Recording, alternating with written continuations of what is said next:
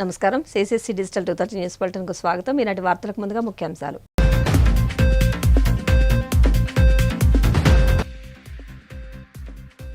విజయవాడలోని జలవనరుల శాఖ కార్యాలయంలో మంత్రి నిమ్మల సమీక్ష. పోలవరం వెలిగొండ పనుల జాప్యంపై ఏజెన్సీలు అధికారులకు నోటీసు ఇవ్వాలని ఆదేశం.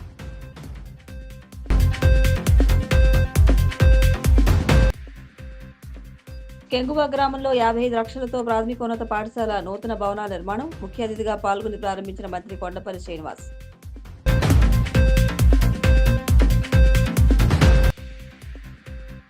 వైసీపీ పాలనలో వ్యవసాయ రంగాన్ని జగన్ నట్టేట ముంచాడు. టీడీపీ పొలిట్ బ్యూరో సభ్యుడు రెడ్డప్ప శ్రీనివాస్ రెడ్డి ధ్వజం.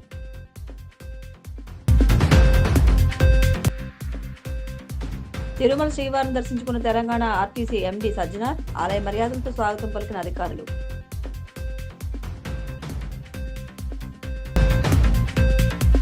నట సార్వభౌమ బిరుదాంకితులు సామర్ల వెంకటరంగారావు జయంతిని పంతం సత్యనారాయణ చారిటబుల్ ట్రస్ట్ ఆధ్వర్యంలో ప్రతి ఏటా ఘనంగా నిర్వహిస్తున్నారు.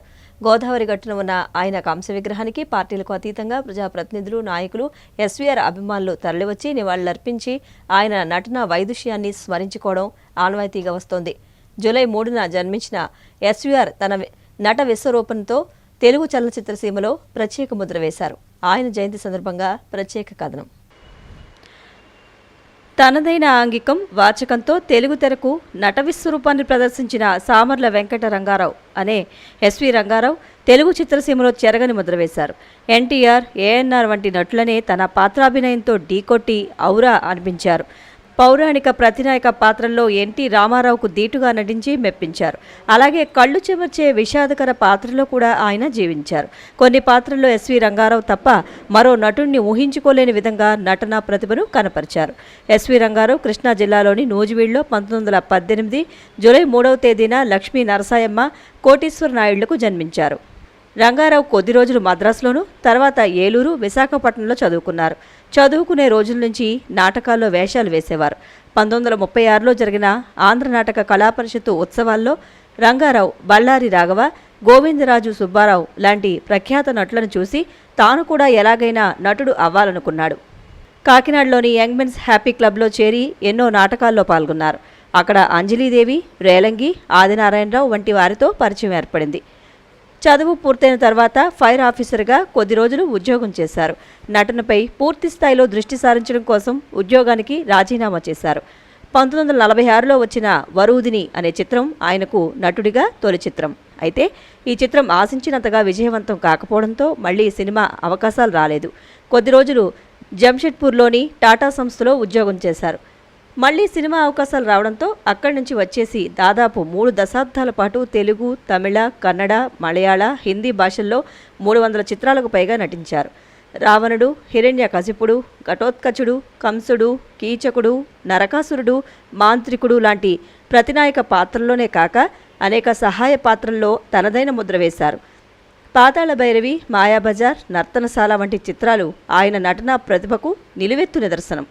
నర్తనశాలలో ఆయన నటనకు భారత రాష్ట్రపతి బహుమతే కాక ఇండోనేషియా ఫిల్మ్ ఫెస్టివల్ బహుమతి కూడా అందుకున్నారు. ఆయన దర్శకత్వం వహించిన మొదటి చిత్రం ద్వితీయ ఉత్తమ చిత్రంగా, రెండవ చిత్రం బాంధవ్యాలు ఉత్తమ చిత్రంగా నంది బహుమతులు పొందడం విశేషం. ఆయన నటనకు మెచ్చి ప్రేక్షకులు విశ్వనట చక్రవర్తి, నట సార్వభౌమ, నటసింహ వంటి బిరుదులు ఇచ్చారు. ఎస్వి రంగారావు నటుడిగానే కాక కథా రచయితగా కూడా రాణించారు. ఆయన కథలు ఆంధ్రపత్రిక, యువ, మనభూమి లాంటి పత్రికలలో 1960-64 మధ్యకాలంలో ప్రచురించబడ్డాయి. ఈ కథలతో ఎస్వి రంగారావు కథలు అనే పుస్తకం వెలువడింది. సహృదయుడైన ఎస్వీఆర్ ఒక రకంగా వేదాంతి. ఆయన ఇంటి లైబ్రరీలో వివేకానందునికి సంబంధించిన పుస్తకాలు ఎన్నో ఉండేవి. తానే స్వయంగా కొన్ని రచనలు కూడా చేశారు. ప్రజాహిత సంస్థలకు లెక్కలేనన్ని విరాళాలు ఇచ్చారు. చైనాతో యుద్ధం వచ్చినప్పుడు ఏర్పాటు చేసిన సభలో 10,000 రూపాయలు విరాళం ఇచ్చారు. తర్వాత పాకిస్తాన్తో యుద్ధం వచ్చినప్పుడు కూడా ఎన్నో సభలు నిర్వహించి మిగతా నటులతో కలిసి ఎన్నో ప్రదర్శనలు ఇచ్చి విరాళాలు సేకరించి ఆ డబ్బును రక్షణ నిధికి ఇచ్చారు. పెంపుడు జంతువులంటే రంగారావుకు ఎంతో ఇష్టం.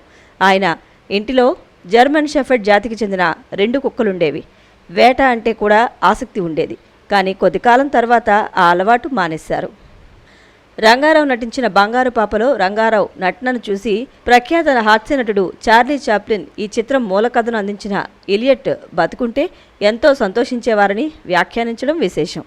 రంగారావు మన దేశంలో పుట్టడం మన అదృష్టం, కానీ ఆయనకు దురదృష్టం. ఆయన ఏ పశ్చిమ దేశాల్లోనూ జన్మించి ఉంటే ప్రపంచంలోని 5 మంది ఉత్తమ నటుల్లో ఒకడయ్యుండేవారు అని ప్రముఖ నటుడు గుమ్మడి కితాబునిచ్చారు. రంగారావు శత జయంతి ఉత్సవాలు ఉపరాష్ట్రపతి వెంకయ్యనాయుడు అధ్యక్షతన 2018 జూలై 3లో హైదరాబాద్లో జరిగాయి. 2018 జూలై 3న ఆంధ్రప్రదేశ్ ముఖ్యమంత్రి చంద్రబాబు నాయుడు ఏలూరులో 12.5 అడుగుల ఎత్తైన రంగారావు కంచు విగ్రహాన్ని ఆవిష్కరించారు. 2013లో భారత సినీ పరిశ్రమ 100 ఏళ్ల సందర్భంగా ఎస్వి రంగారావు పేరిట ప్రభుత్వం తపాలా బిళ్లను విడుదల చేసింది. 1974 ఫిబ్రవరిలో హైదరాబాద్లో హృద్రోగానికి గురై ఉస్మానియా ఆసుపత్రిలో చికిత్స పొందిన రంగారావు ఆరోగ్యవంతుడై తిరిగి ఇంటికి చేరుకున్నారు. వైద్యులు ఆయనకు విశ్రాంతి అవసరమని సూచించగా నటించడం మాత్రం మానలేదు. నటుడిగా చక్రవాకం, యశోదకృష్ణ ఆయన చివరి చిత్రాలు. యశోదకృష్ణ సినిమా చిత్రీకరణ తర్వాత బైపాస్ సర్జరీ కోసం అమెరికా వెళ్లాలనుకున్నారు. కానీ ఈలోపే 1974 జూలై 18వ తేదీన మద్రాసులో మళ్లీ గుండెపోటు రావడంతో చికిత్సకు అవకాశం లేకుండానే కన్నుమూశారు. ఇప్పటి వరకు ఎస్వీఆర్ లాంటి నటుడు చిత్రసీమకు రాలేదు, వస్తారనే ఆశ కూడా లేదు. ఆయన నటన శిఖరాయమానం. వెలిగొండ పోలవరం ప్రాజెక్టు ఎడమ కాలువ పనులు ఆలస్యంగా జరగడంపై మంత్రి నిమ్మల రామానాయుడు తీవ్ర ఆగ్రహం వ్యక్తం చేశారు. విజయవాడలోని జలవనరుల శాఖ కార్యాలయంలో మంత్రి సమీక్ష నిర్వహించారు. పనులు పొందిన కాంట్రాక్టర్లు నిర్దేశిత లక్ష్యాలకు అనుగుణంగా పనులు లేదని వారికి అధికారులకు వెంటనే నోటీసులు ఇవ్వాలని తెలిపారు. వెలిగొండ ప్రాజెక్టు సొరంగాల్లో బెంచింగ్, లైనింగ్ పనులు పూర్తి చేయాలని తెలిపారు. 2వ టన్నెల్లో ఉన్న బోరింగ్ మిషన్ తొలగింపునకు కోర్టు కేసు అడ్డుగా ఉందని, మిషన్ విలువను నిర్ణయించేందుకు సాంకేతిక నిపుణుల కమిటీని నియమించామని తెలిపారు. ఫీడర్ కెనాల్, రిటైనింగ్ వాల్ నిర్మాణానికి పాలనాపరమైన అనుమతులు రాగానే వెండర్లు పిలిచి వెంటనే పనులు ప్రారంభించాలని అధికారులకు సూచించారు. విజయనగరం జిల్లా గజపతినగరం మండలం కెంగువా గ్రామంలో ప్రభుత్వం నూతనంగా ప్రవేశపెట్టిన P4 విధానంలో రౌండ్ టేబుల్ ఇండియా 55 లక్షలతో నూతనంగా నిర్మాణం చేపట్టిన ప్రాథమికోన్నత పాఠశాల భవనాలను మంత్రి కొండపల్లి శ్రీనివాస్ ప్రారంభించారు. ఈ సందర్భంగా ఆయన మాట్లాడుతూ కెంగువాలో విద్యార్థులు పడుతున్న బాధలు, ఇబ్బందులు దృష్టిలో పెట్టుకుని ఎలాగైనా వారి సమస్య పరిష్కరించాలనే లక్ష్యంతో రౌండ్ టేబుల్ 77కు చెందిన వ్యక్తులతో మాట్లాడి కార్యక్రమం చేపట్టడం జరిగిందన్నారు. ఈ భవనాల నిర్మాణం చేపట్టడం భావితరాలకు ఎంతో ఉపయోగకరంగా ఉంటుందని తెలిపారు.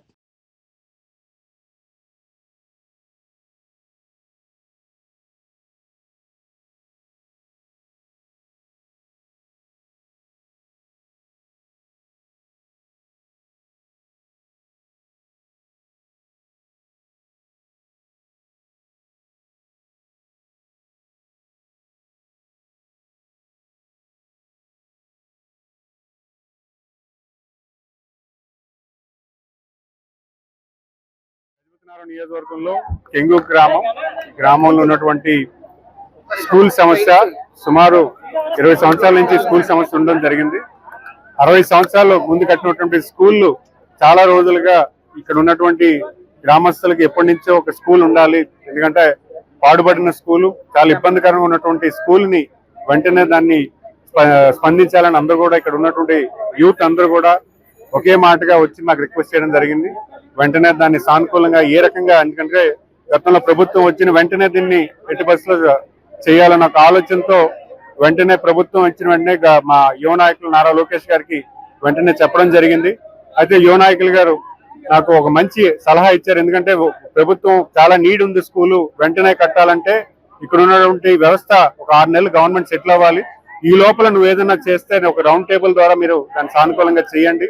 రౌండ్ టేబుల్ ఒక లీడ్ ఇవ్వడం జరిగింది. ఆ లీడ్ ప్రాతినిధ్యంతోనే ఈరోజు రౌండ్ టేబుల్ నేను అప్రోచ్ అయ్యి ఈ స్కూల్ ని చాలా వేగవంతంగా సుమారు 4 నెలల్లో ఈ స్కూల్ వెంటనే కట్టడానికి కూడా మీ కార్యాచరణ చేసి ఈ స్కూల్ ఆపరేషన్స్ కి ఈరోజు ఓపెనింగ్ చేయడం జరిగింది. ఈ గ్రామస్తులందరూ కూడా ఏకతాటిగా అందరూ కూడా కలిసికట్టుగా వచ్చి ఈ మంచి పనిని అందరూ కూడా స్వాగతిస్తూ ఈ పిల్లలందరూ కూడా ఒక మంచి స్కూల్ ని ఏర్పాటు చేయడం జరిగింది. నేను చాలా సంతోషంగా ఉన్నాను. ఎందుకంటే ఈరోజు గౌరవ ముఖ్యమంత్రి వర్యులు శ్రీ నారా చంద్రబాబు నాయుడు గారు నాకు ఒక శాసనసభ్యుడిగా అలా ఒక మంత్రిగా అవకాశం ఇచ్చి ఇలాంటి ఒక మంచి పని నా ద్వారా చేయించినందుకు ముఖ్యంగా వాళ్ళకి ధన్యవాదాలు తెలియజేసుకుంటూ, అలాగే ఇక్కడ ఉన్నటువంటి గ్రామస్తులందరికీ కూడా, ఎందుకంటే ఇక్కడ ఉన్నటువంటి ఎస్సీ కుటుంబాలు ఎవరైతే ఉన్నారో వాళ్ళు ముందుకు వచ్చి ఈ స్థలాన్ని దానం చేసి, ఎందుకంటే వాళ్ళ కల్లాలు ఇవి, వాళ్ళు పండించి ఇక్కడ కల్లాల కింద వాడుకున్న స్థలాన్ని వాళ్ళు దానం చేయడం, మరి ఇక్కడ ఉన్నటువంటి యూత్ పెద్ద ఎత్తున వాళ్ళు కూడా దీన్ని సపోర్ట్ మాకు వచ్చి రిక్వెస్ట్ చేసి కంటిన్యూస్ గా ఫాలో అప్ చేసి, అలాగే ఒక రౌండ్ టేబుల్ అప్పచెప్పిన వెంటనే వాళ్ళు కూడా వెంటనే సానుకూలంగా వాళ్ళతో కోఆర్డినేట్ చేసి ఇక్కడ వెంటనే స్కూల్ కట్టించడానికి సహకారం చేయడం. మరి అలాగే రౌండ్ టేబుల్ VRT 77 ముఖ్యంగా వాళ్ళు కూడా మన ధన్యవాదాలు తెలియజేసుకోవాలి. ఇక్కడ వాళ్ళు కూడా స్పెషల్ కేర్ తో చాలా క్వాలిటీతో ఇప్పుడున్న స్కూల్ నిర్మాణానికి పూర్తి స్థాయిలో 8 క్లాస్ రూమ్స్, వీటికి కావాల్సినటువంటి బాత్రూమ్స్ కూడా కట్టించి, అంతేకాకుండా దీనికి కావాల్సినటువంటి ఎలక్ట్రికల్ ఇవి సదుపాయాలు కానీ, లైట్స్, ఫ్యాన్స్, అంతేకాకుండా డిజిటల్ క్లాస్ రూమ్ కూడా వీళ్ళు ఇక్కడ వెంటనే శాంక్షన్ చేయడం జరిగింది. సో ఎవరైతే రౌండ్ టేబుల్ VRT 77 వాళ్ళందరూ మెంబర్స్ అందరికీ కూడా ప్రత్యేకమైన ధన్యవాదాలు, నమస్కారాలు తెలియజేసుకుంటూ, మరి అలాగే ఈ స్కూల్ కి రౌండ్ టేబుల్ కి ద్వారా డొనేట్ చేసినటువంటి కేశవ్ కుమార్ గారు ఎవరైతే ఉన్నారో ఆయన కూడా ప్రత్యేకంగా ధన్యవాదాలు తెలియజేసుకుంటూ, ఇలాంటి మంచి స్వభావంతో, మంచి సదు హృదయంతో ఇలాంటిది విద్యాదానం చేసినటువంటి రౌండ్ టేబుల్ కి డోనర్స్ అందరికీ కూడా ధన్యవాదాలు తెలియజేస్తున్నాను. వైసీపీ పాలనలో వ్యవసాయ రంగాన్ని జగన్ నట్టేట ముంచితే ఏడాది పాలనలోనే కూటమి ప్రభుత్వం అనేక విప్లవాత్మక మార్పులు తెచ్చి ఆదుకుంటోందని టీడీపీ పొలిట్ బ్యూరో సభ్యుడు రెడ్డప్ప గారి శ్రీనివాసరెడ్డి పేర్కొన్నారు. మంగళగిరిలో టీడీపీ కేంద్ర కార్యాలయంలో ఆయన మీడియాతో మాట్లాడుతూ, కూటమి ప్రభుత్వం ఖరీఫ్, రబీ సీజన్లకు కలిపి 68 లక్షల టన్నుల ధాన్యం కొనుగోలు చేసి 24 గంటల్లోనే డబ్బులను ఖాతాల్లో జమ చేసిందని తెలిపారు. అధికారంలోకి వచ్చిన నెల రోజుల్లోనే వైసీపీ వదిలిపోయిన బకాయిలు చెల్లించిందని శ్రీనివాసరెడ్డి విమర్శించారు. కూటమి ప్రభుత్వం ఏర్పడి సంవత్సరమైన సందర్భంగా పార్టీ జాతీయ అధ్యక్షులు, రాష్ట్ర ముఖ్యమంత్రి గారు ఆదేశానుసారం ఎల్లుండి నుంచి జరగబోయే సుపరిపాలన తొలి అడుగులో భాగంగా ఈ సంవత్సర కాలంలో ఈ ప్రభుత్వం చేసిన కార్యక్రమాలు, సంక్షేమ కార్యక్రమాలు, అభివృద్ధి కార్యక్రమాలు, రాష్ట్రం కోసం, రాష్ట్రం సంపన్నం చేసేదానికి ముఖ్యమంత్రి గారు గడిచిన సంవత్సర కాలంగా జాతీయ ప్రధాన కార్యదర్శి నారా లోకేష్ గారు విద్యాశాఖ మంత్రి, ఐటీ శాఖ మంత్రిగా సాధించిన ఘన విజయాలు కూడా ప్రజలకు వివరించేదానికి 2వ తారీఖు నుంచి తెలుగుదేశం పార్టీ బూత్ స్థాయి నుంచి డివిజన్ స్థాయి, క్లస్టర్, అన్ని పార్టీల విభాగాలు, ఎమ్మెల్యేలు, ఎంపీలు, ఎమ్మెల్సీలు ప్రతి ఒక్కరూ కూడా ప్రజల్లోకి పోయి ప్రభుత్వం సాధించిన ఈ సంవత్సర కాలంలో సాధించిన విజయాలన్నీ వివరించమని చెప్పి ముఖ్యమంత్రి గారి ఆదేశాలకు అనుగుణంగా ప్రజలకు వివరించాల్సిన బాధ్యత ఉంది. రాబోయే 4 సంవత్సరాలు ఏ కార్యక్రమాలు చేయబోతున్నామని చెప్పుకునే దానికి గర్వంగా ఈ సంవత్సర కాలంలో జరిగిన కార్యక్రమాలు ప్రజలకు వివరించాలనుకుంటున్నాం. ఒక ప్రణాళికాబద్ధంగా ఈ ప్రభుత్వం ముందుకు పోతా ఉంది. గత ప్రభుత్వంలో అరాచకం నుంచి ఈ ప్రభుత్వం అభివృద్ధి వైపు, విధ్వంసం నుంచి వికాసం వైపు ఈ ప్రభుత్వం ముందుకు పోతా ఉంది. వ్యవసాయం విషయానికి వస్తే ధాన్యం కొనుగోళ్ళు ఖరీఫ్, రబీలో 68 లక్షల మెట్రిక్ టన్నుల ధాన్యాన్ని కొనుగోలు చేసి 24 గంటల్లోనే రైతుల ఖాతాలో జమ చేసిన ఈ ప్రభుత్వం దాదాపు ఇప్పటికే 18,000 కోట్లు రైతుల ఖాతాలో జమ చేశాం. 23, 24 ఖరీఫ్లో, రబీలో కలిసి 40 లక్షల టన్నులు మాత్రమే గత ప్రభుత్వం సేకరిస్తే ఈ ప్రభుత్వం వచ్చిన తర్వాత 68 లక్షల టన్నులు ధాన్యాన్ని సేకరించి 24 గంటల్లో వాళ్ళ ఖాతాలో జమ చేసిన ప్రభుత్వం తెలుగుదేశం ప్రభుత్వం, కూటమి ప్రభుత్వం అని చెప్పి గర్వంగా చెప్పుకుంటా ఉన్నాం. డ్రిప్ ఇరిగేషన్ విషయానికి వస్తే గత ప్రభుత్వం పూర్తిగా డ్రిప్ ఇరిగేషన్ను ఆటకెక్కించింది. ఈ ప్రభుత్వం వచ్చిన తర్వాత డ్రిప్ ఇరిగేషన్ కానీ, వ్యవసాయ యాంత్రిక పరికరాలను కానీ ఇవన్నీ కూడా సబ్సిడీలో ఇస్తూ రైతులను, సంక్షేమాన్ని అగ్రభాగాన పెట్టిన ప్రభుత్వం తెలుగుదేశం ప్రభుత్వం. డ్రిప్ ఇరిగేషన్లో ఎస్సీ ఎస్టీలకు 100%, 5 నుంచి 10 ఎకరాలు ఉన్న రైతులకు 90%, ఇతరత్ర రైతులకు 50% సబ్సిడీతో డ్రిప్ పరికరాలను ఈరోజు అందిస్తూ రాయలసీమలోనే ఒక హార్టికల్చర్ హబ్బును ఏదైతే ముఖ్యమంత్రి గారు సంకల్పించారో ఆ హార్టికల్చర్ హబ్బు రాబోయే 3-4 సంవత్సరాల్లో పండ్ల తోటల పెంపకంలో ఈ డ్రిప్ ఇరిగేషన్ ఎంతో ఉపకరిస్తుందని చెప్పి గర్వంగా చెప్పుకునే పరిస్థితి వస్తూ ఉంది.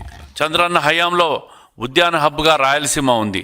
ఉద్యాన రంగంలో 17-18లో ఏడాదిలో 17.16% అభివృద్ధి చెందితే గత 5 సంవత్సరాల్లో అది సింగిల్ డిజిట్కి పడిపోయిన విషయం ప్రజలకు అందరికీ గుర్తు చేస్తూ ఉన్నాం. మిర్చి రైతులను గత ప్రభుత్వం పూర్తిగా విస్మరించింది. మిర్చి రైతులు ఆత్మహత్యలకు పాల్పడిన సంఘటనలు కూడా మనం చూసాం. ఈ ప్రభుత్వం వచ్చిన తర్వాత 14 నుంచి 19 కానీ మరి ఇప్పుడు కానీ మిర్చి రైతులను ఆదుకున్న ప్రభుత్వం ఒక తెలుగుదేశం ప్రభుత్వం. 130 కోట్లు నాటి ప్రభుత్వం మిర్చి రైతుల కోసం ఖర్చు పెడితే ఈ ప్రభుత్వం వచ్చిన తర్వాత పూర్తిగా ఆ బాకీలన్నీ కూడా ఈ ప్రభుత్వం వచ్చిన తర్వాత తీరుస్తూ మరి మిర్చి రైతులను ఆదుకున్న ప్రభుత్వం ఏదైనా ఉందంటే అది ఒక్క తెలుగుదేశం ప్రభుత్వం అని చెప్పి గర్వంగా చెప్పుకునే పరిస్థితి. మాటలు కాదు, చేతలతో పనిచేస్తాం. ఈ ప్రభుత్వంకి ఆ ప్రభుత్వానికి ఉన్న తేడా, నాయకుడికి ఉన్న తేడా కూడా ప్రజలు గమనించాలి. ఈరోజు శాంతి భద్రతల విషయానికి వస్తే ఈ సంవత్సర కాలంలో ప్రజలు ఎంత సంతోషంగా ఉన్నారో ఒక్కసారి రాష్ట్ర ప్రజలందరూ కూడా ఆలోచించాలని చెప్పి మనస్ఫూర్తిగా కోరుకుంటా ఉండా. గత 5 సంవత్సరాల్లో జగన్మోహన్ రెడ్డి గారి ప్రభుత్వంలో విధ్వంసం తప్ప అభివృద్ధి లేదు. రాష్ట్ర ప్రభుత్వం ప్రతిష్టాత్మకంగా చేపట్టిన ఎన్టీఆర్ సామాజిక భరోసా నెలవారీ పింఛన్ల పథకంలో భాగంగా పశ్చిమ గోదావరి జిల్లా కలెక్టర్ చదలవాడ నాగరాణి పెనుమంట్ర మండలం ఆలమూరు గ్రామంలోని ఇందిరమ్మ కాలనీలో పర్యటించి స్వయంగా లబ్ధిదారులకు పెన్షన్లు అందజేశారు. ఈ సందర్భంగా కలెక్టర్ మాట్లాడుతూ ఎన్టీఆర్ భరోసా పెన్షన్ పథకం కింద నేరుగా లబ్ధిదారుల ఇంటి వద్దకే వెళ్లి పెన్షన్ల పంపిణీ చేయడం జరుగుతోందన్నారు. ఉదయం 6 గంటల నుంచి జిల్లాలో 4600 సచివాలయ ఉద్యోగులు ఇంటింటికి వెళ్లి పెన్షన్లు పంపిణీ చేసే కార్యక్రమం చేపట్టారని తెలిపారు.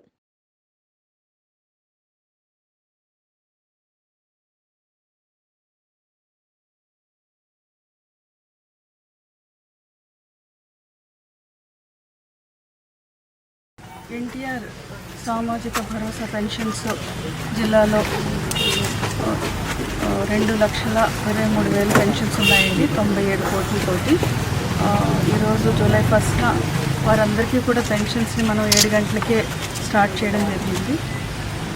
ఇప్పటి వరకు జిల్లాలో 80% పెన్షన్స్ పంచడం జరిగింది. అంటే ఇంచుమించు 3.5 గంటల్లోనే 80% మందికి పెన్షన్స్ ఈ గ్రామ స్థాయి లెవెల్లో అధికారులందరూ కూడా వాళ్ళ ఇళ్ళకి తీసుకెళ్ళి వారి యొక్క ఫింగర్ ప్రింట్స్ తీసుకుని పెన్షన్స్ అన్నీ కూడా అందజేయడం జరిగింది. మన గౌరవ సీఎం గారు ఆదేశాల మేరకు, తర్వాత డిప్యూటీ సీఎం గారి ఆదేశాల మేరకు పెన్షన్ పంపిణీ కార్యక్రమం అంతా కూడా ఒక పండుగలాగా ప్రతి నెల మొదటి రోజు జరుగుతూ ఉంది. దానికి జిల్లా వ్యాప్తంగా 4,600 మంది గ్రామస్థాయి అధికారులు వారు ముందు రోజే డబ్బులంతా కూడా డ్రా చేసుకుని 1వ తారీఖు కల్లా వాళ్ళకి తీసుకెళ్ళి ఇవ్వడం జరుగుతూ ఉందండి. మన జిల్లాలో ఈ 2,23,000 మొత్తం పెన్షన్స్లో 1,18,000 ఓల్డ్ ఏజ్ పెన్షన్స్ ఉన్నాయి. వీటిలో 49,000 మందికి విడో పెన్షన్స్ ఇవ్వడం జరుగుతుంది. 6,800 మందికి సింగిల్ ఉమెన్ పెన్షన్స్, తర్వాత 4,500 ఫిషర్మెన్ పెన్షన్స్, తర్వాత 2,500 వీవర్స్కి, అలాగే ట్యాడీ టాపర్స్కి, డిజేబుల్డ్ పెన్షన్స్ 27,000 పెన్షన్స్ డిజేబుల్డ్ పీపుల్కి, అలాగే ఇంకా డిఫరెంట్ హెల్త్ ఇష్యూస్ ఉన్న వారందరికీ కూడా పెన్షన్స్ ఇవ్వడం జరుగుతూ ఉంది. వారందరికీ కూడా అధికారులు, ప్రజాప్రతినిధులు అందరూ స్వయంగా వెళ్ళి అందజేసి వస్తూ ఉన్నారు. తాడిపత్రిలో ఆటవిక రాజ్యం నడుస్తోందని వైసీపీ మాజీ ఎమ్మెల్యే అనంత వెంకట్రామిరెడ్డి అన్నారు. తాడిపత్రికి వెళ్లిన పెద్దారెడ్డిని పోలీసులు అడ్డుకోవడం దుర్మార్గమైన చర్య అని ఆగ్రహం వ్యక్తం చేశారు. పోలీసుల వైఖరి మారకపోతే ఎస్పీ కార్యాలయాన్ని ముట్టడిస్తామని హెచ్చరించారు. పెద్దారెడ్డికి హైకోర్టు అనుమతి ఇచ్చిన విషయం ఆయన గుర్తు చేశారు. మాజీ ఎమ్మెల్యే తన ఇంటికి వెళ్తానంటే పోలీసులు అడ్డుకోవడం కరెక్ట్ కాదన్నారని, సమస్య ఏదైనా ఉంటే దగ్గరుండి పరిష్కరించాలి, కానీ ఆయన పట్ల దుర్మార్గంగా వ్యవహరించడం సరికాదన్నారు. రాష్ట్రంలో చంద్రబాబు నాయుడు గారి నాయకత్వంలో కూటమి ప్రభుత్వం ఏర్పడి సంవత్సరం కాలం కూడా పూర్తి అయింది. ఇచ్చిన హామీలు ఏదిగానే అమలుపరచుకోకుండా పెద్ద ఎత్తున ఈ రాష్ట్ర ప్రజలకు కూడా మోసం కూడా చేయడం కూడా జరిగింది. మా నాయకుడు జగన్మోహన్ రెడ్డి గారు వైఎస్ఆర్ కాంగ్రెస్ పార్టీలో 175 అసెంబ్లీ నియోజకవర్గాలకు ప్రతి గ్రామము, ప్రతి వార్డు కూడా సమన్వయకర్తలతో పాటు వైఎస్ఆర్ కాంగ్రెస్ పార్టీ నాయకులు, కార్యకర్తలు కూడా ప్రతి దగ్గరికి కూడా పోయి, ప్రతి గ్రామానికి కూడా పోయి, ఈరోజు ఈ కూటమి యొక్క చర్యల వల్ల, హామీలు కూడా నెరవేర్చడం వలన ఎంత నష్టపోయారని చెప్పేసి recalling the Chandrababu Naidu manifesto అని చెప్పి ఒక కార్యక్రమాన్ని కూడా రూపొందించడం కూడా జరిగింది. దానిలో భాగంగానే నిన్న తాడిపత్రి అసెంబ్లీ నియోజకవర్గంలో అక్కడ ఉండే కార్యకర్తలను కూడా ప్రతి ఒక్కరిని కూడా సమాయత్తం చేయడానికి పెద్దారెడ్డి గారు తాడిపత్రికి వెళ్తే అక్కడ పోలీసు వారు ప్రత్యేకంగా కూడా బలవంతంగా అక్కడి నుంచి తీసుకొచ్చి మళ్ళీ అనంతపురం జిల్లా హెడ్ క్వార్టర్లో వారి ఇంటిలో కూడా విడిచిపెట్టడం కూడా జరిగింది. ఇక్కడే కాదు, మేము నిన్న సింగనమల్ల అసెంబ్లీ నియోజకవర్గంలో చేయడం కూడా జరిగింది. రేపు గుంటకల్లు కళ్యాణదుర్గ అసెంబ్లీ నియోజకవర్గంలో కూడా దానికోసమే మా కార్యకర్తలు సమాయత్తం చేయడానికి అక్కడ కూడా మీటింగ్ కూడా జరగబోతున్నాయి. మళ్ళీ 2వ తేదీ ఉర్వకొండలో జరగబోతున్నాయి, 5వ తేదీ రాయదుర్గలో జరగబోతున్నాయి, అలాగే అనంతపురం మిగతా నియోజకవర్గంలో కూడా అన్నీ కూడా జరగబోతున్నాయి. కాబట్టి దాంట్లో కూడా నేను జరగడం వలన కానీ తాడిపత్రి నియోజకవర్గంలో ప్రత్యేకమైన పరిస్థితులు అని చెప్పేసి లా అండ్ ఆర్డర్కి ఎక్కడా కానీ విఘాతం కూడా ఎక్కలేదు, జిల్లాలో కూడా ఎక్కడా లేదు. కానీ అక్కడ పెద్దారెడ్డి మాత్రమే ఉంచుకోకుండా చేసినారు కాబట్టి మేము ప్రత్యేకంగా ఎస్పీ గారిని కూడా కోరడం జరిగింది. హైకోర్టు నుంచి కూడా చాలా స్పష్టంగా కూడా ఉన్నాయి, పెద్దారెడ్డి గారు ఏదైనా కానీ నియోజకవర్గంలో పర్యటిస్తే మీకు ఇన్ఫర్మేషన్ ఇచ్చిన వెంటనే 4 వెహికల్స్తో పోవడానికి, తర్వాత అందరితో కలిసి ఆ కార్యక్రమంలో పాల్గొనడానికి కూడా పూర్తిగా కూడా ఇవ్వాలని చెప్పేసి ఏప్రిల్ 30 తేదీ కూడా చాలా స్పష్టంగా కూడా చెప్పడం జరిగింది. అయినా కూడా ఈ జిల్లాలో పోలీసు యంత్రాంగం మాత్రం పెద్దారెడ్డి గారిని అక్కడికి మాత్రం పోనీలేదు. ప్రత్యేకమైన పరిస్థితులు ఏమైనా తాడిపిత్రికి మాత్రమే ఉన్నాయో మాకు తెలియదు. ఆ విషయాన్ని కూడా ప్రత్యేకంగా కూడా మేమందరూ కూడా వచ్చేసి వైఎస్ఆర్ కాంగ్రెస్ పార్టీ తరఫున విశ్వేశ్వరరెడ్డి గారు కానీ, మాధవ్ గారు, అలాగే పెద్దారెడ్డి గారు అందరూ కూడా పోయేసి కాంగ్రెస్ పార్టీ తరఫున మేము అక్కడ తిరగడానికి, పెద్దారెడ్డి కూడా పార్టీ సమన్వయకర్త, అతని నాయకత్వంలోనే అక్కడ తిరగాల్సిన అవసరం కూడా ఉంది. కాబట్టి ఎందుకంటే 175 నియోజకవర్గంలో కూడా అదే విషయమే చెప్పింది కూడా నాయకుడు. కాబట్టి వెంటనే కూడా రవి గారు కూడా వచ్చేసారు.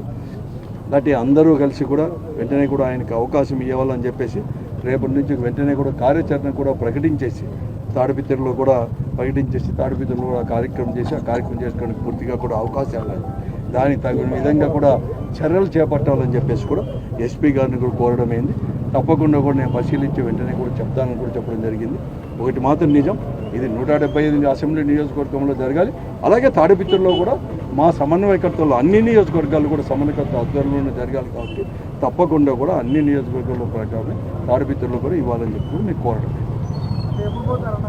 త్వరలోనే అన్నీ కూడా కార్యాచరణ అందరు కలిసి మాట్లాడుకుంటున్నారు, అక్కడ మాట్లాడుకుంటున్నారు, ఇక్కడ మాట్లాడుకుంటున్నారు. తప్పకుండా కూడా పోతాం. పోకపోతే వాళ్ళు కానీ అప్పటికి కూడా పంపించకపోతే తప్పకుండా కూడా కార్యాచరణ పెద్ద ఎత్తున కూడా, ఎందుకంటే ప్రజాస్వామ్యం కూడా ఇక్కడ అనేది ఉండాలి. ఎక్కడికైనా అవకాశాలు అనేది ఒక వ్యక్తికి అనేది కూడా ఇవ్వకుండా పోతే వాళ్ళు ఎవరు శాసించకి, ఒక వ్యక్తిలో లేకపోతే కొద్దిమంది ఒక పార్టీనో శాసించట్లేదు, అన్ని దగ్గర ఉన్నాయి. ఇప్పుడే వాళ్ళు ఎవరు చెప్పి నువ్వు మోడీ నిలబెట్టిన దగ్గర, ప్రధానమంత్రి దగ్గర, ముఖ్యమంత్రి దగ్గర ఎక్కడ జరగలేదు? ఎన్నికలు జరగలేదా? తాడిపిత్రుల్లో ఎన్నికలు జరగలేదా? అనంతపురంలో జరగలేదా? ప్రజాస్వామ్య పద్ధతిలో అందరూ కూడా క్యాండిడేట్ చేసుకోలేదా? అంత ఎందుకు దేశ ప్రధానిగా ఉండేవాళ్ళు అక్కడ జరగలేదు ఎన్నికలు. అప్పుడు ముఖ్యమంత్రి జగన్మోహన్ రెడ్డి గారు ఉన్న దగ్గర పులివిందల్లో జరగలేదు ఎన్నికలు. జరిగినప్పుడే కదా ఎవరు గెలిచిండేది, ఎవరు ఓడిపోయిందని చెప్పేసి తెలిసేది. కాబట్టి అప్పుడు ఏమన్నా ప్రచారం చేసుకోవడానికి ఎవరైనా అడ్డం చెప్పారా ఏమన్నా? లేకపోతే అప్పుడు ఉండే అధికారంలో ఉండేవారు కానీ, లేకపోతే అప్పుడు ఉండే పోలీసు వారిని ఏం అడ్డం చెప్పలేదు. ఇప్పుడు ఎందుకు వచ్చేసింది? ఎన్నికలు కూడా లేవు, ఎక్కడ చూసినా ప్రశాంత వాతావరణం ఉంది జిల్లా అంతా కూడా. అందుకోసం ఏమైనా తప్పులు చేసినారా అని చెప్పేసి కూడా చెప్పుకోకుండా డిపార్ట్మెంట్ ఎందుకు తీసేస్తున్నారు, ఎందుకు పంపించలేదు, ఎందుకు అలో చేయలేదు అంటే ఏం తప్పులు చేసినాడో ఇవ్వండి, మీరు ఏమన్నా ఉంటే కూడా అధికారికంగా కూడా ఇవ్వలేదు. తప్పకుండా కూడా అన్ని కూడా పరిశీలించి వెంటనే కూడా చెప్తామని చెప్పడం జరిగింది. ఆయన ఏం చెప్తారో తీసుకొని తదుపరి చర్యలు కూడా ఎలా పోవాలి అని చెప్పి పార్టీ. విశాఖ స్టీల్ ప్లాంట్లో తొలగించిన కాంట్రాక్ట్ కార్మికులను వెంటనే విధుల్లోకి తీసుకోవాలని విశాఖ ఉక్కు నిర్వాసిత కాంట్రాక్ట్ లేబర్ యూనియన్ సభ్యులు డిమాండ్ చేశారు. ఈ మేరకు విశాఖ కలెక్టర్కు వినతిపత్రాన్ని అందించారు. విశాఖ ఉక్కు పరిశ్రమకు అందులోని కార్మికులకు కేంద్ర ప్రభుత్వం, రాష్ట్రంలోని కూటమి ప్రభుత్వం అన్యాయం చేస్తుందన్నారు. అంబానీ, అదానీ వంటి కార్పొరేట్లకు పరిశ్రమలు కట్టుబెట్టడానికి కుట్రలు చేస్తున్నాయన్నారు. విశాఖ ఉక్కు పరిశ్రమకి సొంత గనులు కేటాయిస్తే ఎంతో లాభాలు వచ్చేవన్నారు. ఇప్పటికైనా ప్రభుత్వాలు స్పందించి కార్మికులను విధుల్లోకి తీసుకోవాలని డిమాండ్ చేశారు.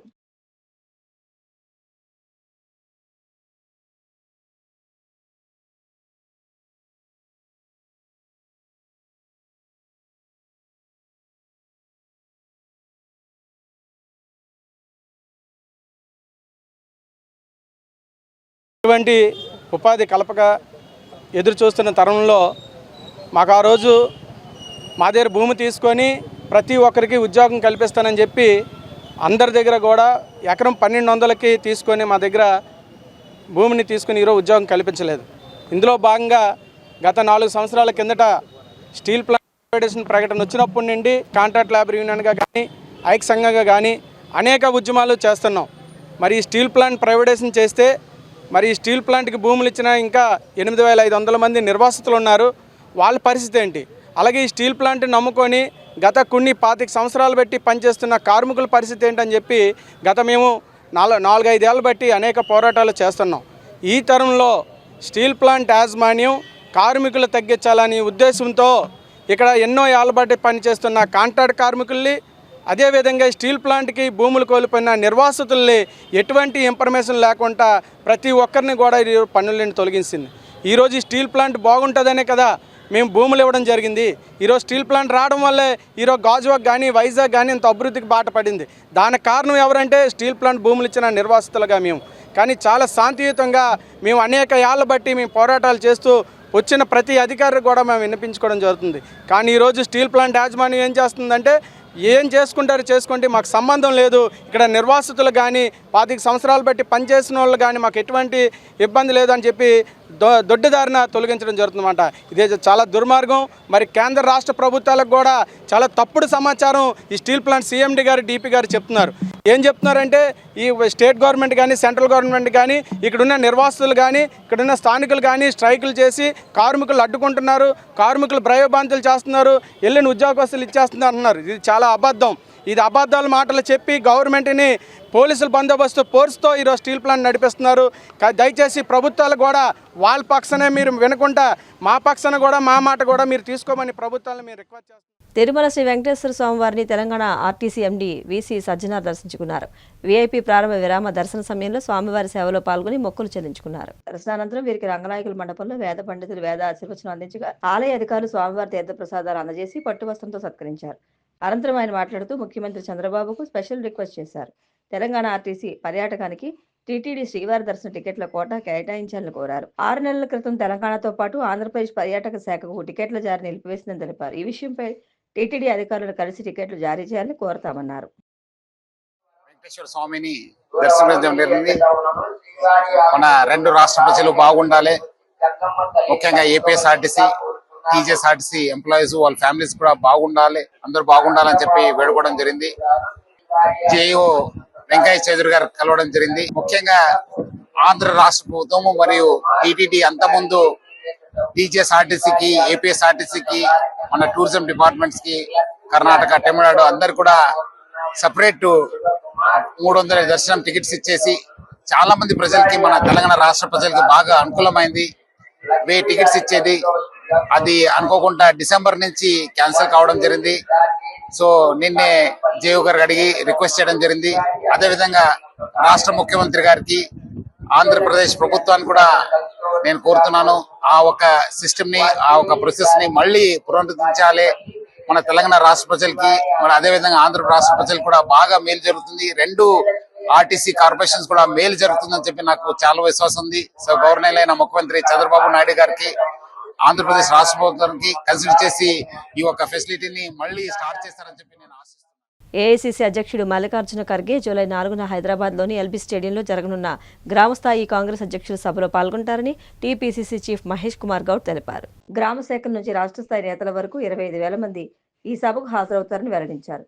ఫ్యాసిస్ట్ మోడీ పాలనకు వ్యతిరేకంగా ఖర్గే పిలుపు ఇస్తారని తెలిపారు.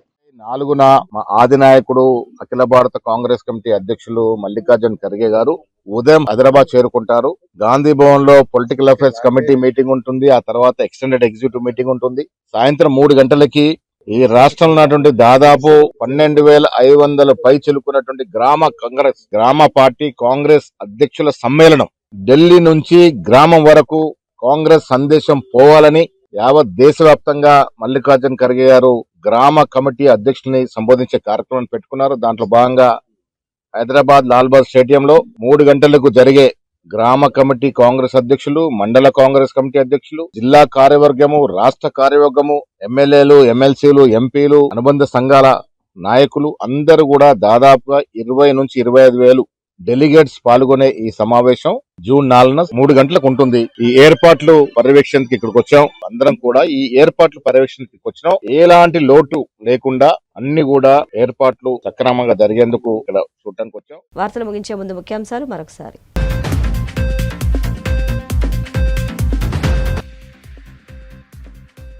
విజయవాడలోని జలవనరుల శాఖ కార్యాలయంలో మంత్రి నిమ్మల సమీక్ష.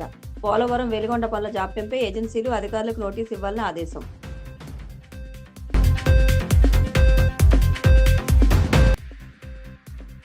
కెంగువ గ్రామంలో 55 లక్షలతో ప్రాథమికోన్నత పాఠశాల నూతన భవనాల నిర్మాణం ముఖ్య అతిథిగా పాల్గొని ప్రారంభించిన మంత్రి కొండపల్లి శ్రీనివాస్.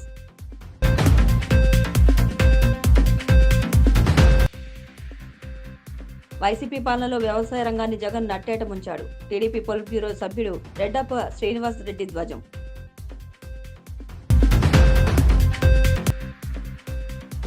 తిరుమల శ్రీవారిని దర్శించుకున్న తెలంగాణ ఆర్టీసీ ఎండీ సజ్జనార్. ఆలయ మర్యాదలతో స్వాగతం పలికిన అధికారులు.